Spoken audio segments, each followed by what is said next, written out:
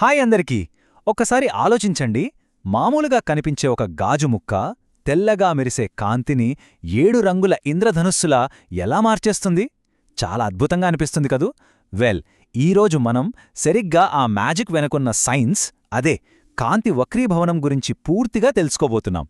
సరే, ముందుగా మనందరికీ తెలిసిన ఒక సింపుల్ ఎగ్జాంపుల్తో స్టార్ట్ చేద్దాం.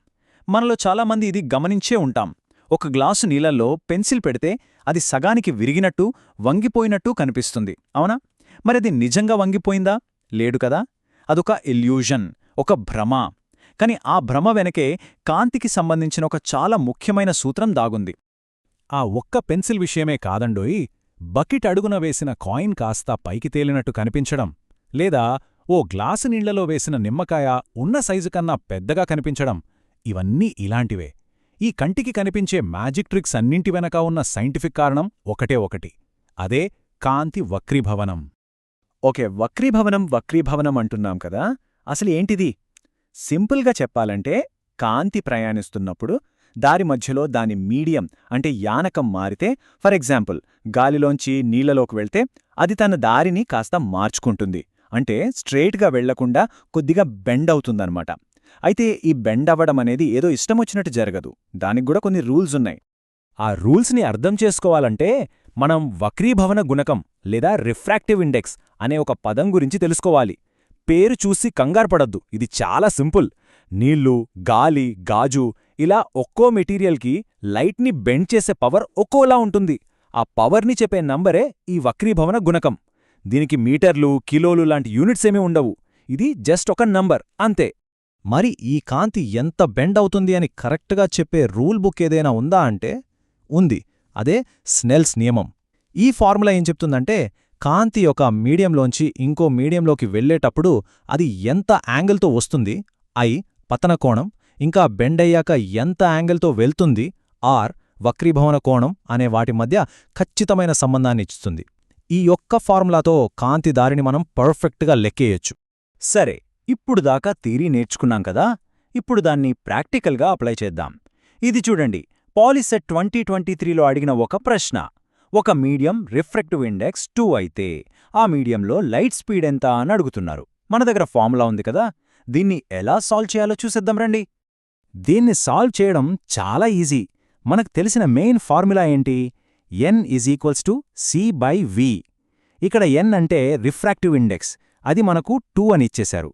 c అంటే శూన్యంలో కాంతివేగం, దాని వాల్యూ మనకు ఎప్పుడూ తెలిసిందే, అది కాన్స్టెంట్, 3 × 10⁸ మీటర్స్ పర్ సెకండ్. ఇప్పుడు మనం కనుక్కోవాల్సింది v, అంటే ఆ మీడియంలో కాంతివేగం. సో ఫార్ములాని కొంచెం రీఅరేంజ్ చేద్దాం. v=c/n అవుతుంది. ఇప్పుడు వాల్యూస్ సబ్స్టిట్యూట్ చేస్తే సరిపోతుంది. సో 3 × 10⁸ని 2తో డివైడ్ చేస్తే ఏమొస్తుంది?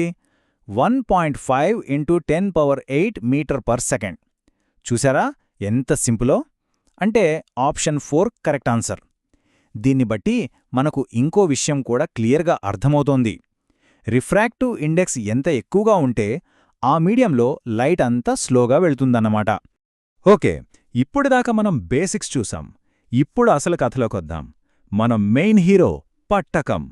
ఇప్పటివరకు నేర్చుకున్న ఈ రిఫ్రాక్షన్ రూల్స్ అన్నీ తీసుకొచ్చి ఒక ట్రయాంగిల్ షేప్లో ఉన్న గ్లాస్కి అంటే పట్టకానికి అప్లై చేస్తే ఏం జరుగుతుంది చూద్దాం రండి. ఇప్పుడు చూడండి, ఒక లైట్ రే PE వచ్చి పట్టకాన్ని తాకింది. అది గాలిలోంచి గ్లాస్లోకి వెళ్తోంది కదా. సో ఫస్ట్ టైం ఇక్కడ బెండ్ అయ్యి EF మార్గంలో ప్రయాణించింది. తర్వాత గ్లాస్లోంచి మళ్లీ బయటికి గాలిలోకి వస్తోంది, అంటే మీడియం మళ్లీ మారింది. సో రెండోసారి ఇక్కడ బెండ్ అయ్యి FS మార్గంలో బయటకొచ్చేసింది. గమనించారా? పట్టకంలో లైట్ రెండుసార్లు బెండ్ అవుతోంది, ఒకసారి లోపలికి వెళ్లేటప్పుడు, ఇంకోసారి బయటకొచ్చేటప్పుడు.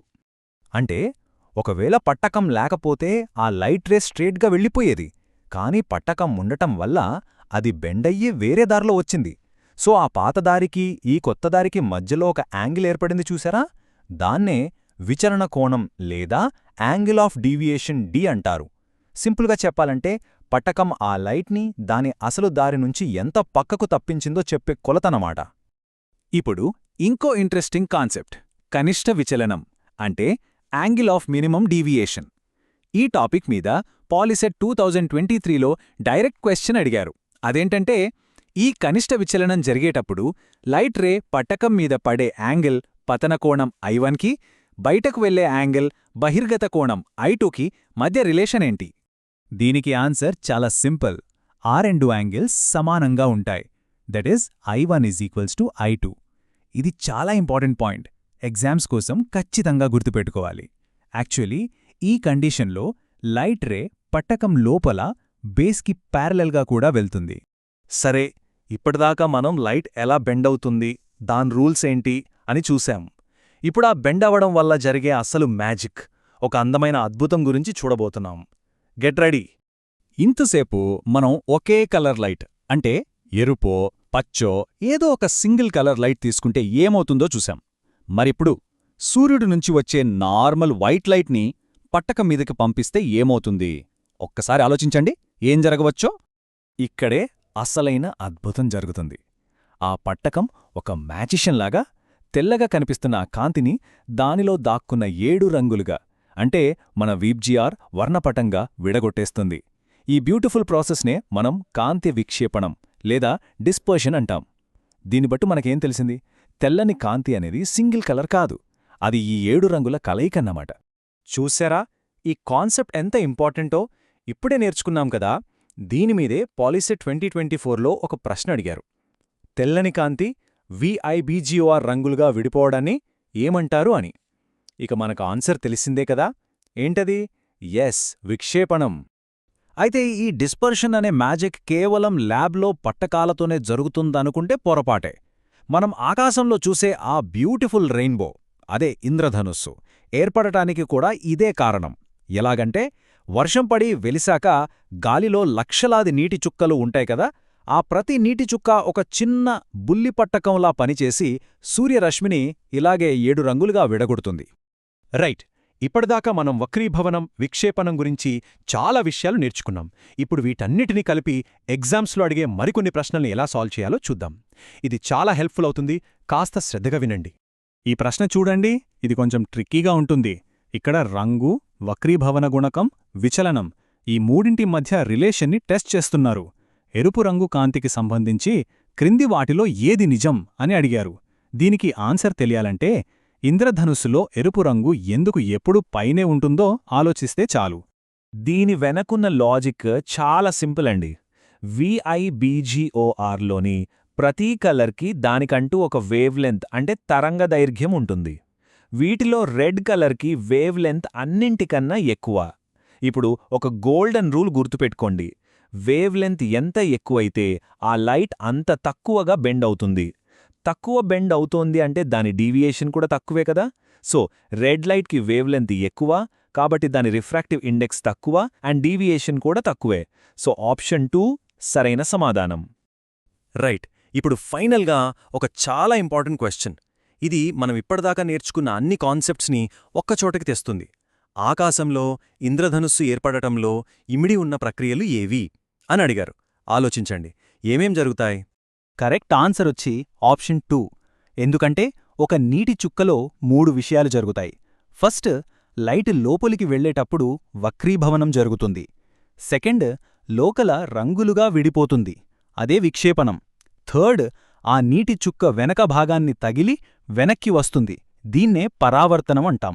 ఫైనల్గా బయటకు వచ్చేటప్పుడు మళ్లీ వక్రీభవనం చెందుతుంది.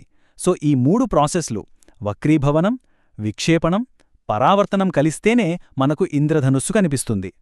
చూసారుగా, ఈరోజు మనం తెలుసుకున్నది కేవలం లైట్ ఎలా బెండ్ అవుతుంది అనే విషయం గురించి మాత్రమే కాదు. ఆ బెండ్ అవ్వడం వెనుకున్న అద్భుతమైన సైన్స్ని, అది మన కళ్లకు కట్టే ఇంద్రధనుస్సులాంటి అందమైన దృశ్యాల్ని చూశాం. కానీ ఈ కాన్సెప్ట్ ప్రభావం కేవలం ఆకాశానికే పరిమితం కాదు. ఆకాశంలో కనిపించే ఇంద్రధనుస్సు నుంచి మన ఇళ్లల్లో హైస్పీడ్ ఇంటర్నెట్ని మోసుకొచ్చే ఆప్టికల్ ఫైబర్ల వరకు అన్నింటి వెనక పనిచేసేది ఈ వక్రీభవన సూత్రాలే. అసలు ఈ సూత్రాలు ఇంకా ఏ రూపాల్లో మన ప్రపంచాన్ని తీర్చిదిద్దుతున్నాయో ఒక్కసారి ఆలోచించండి.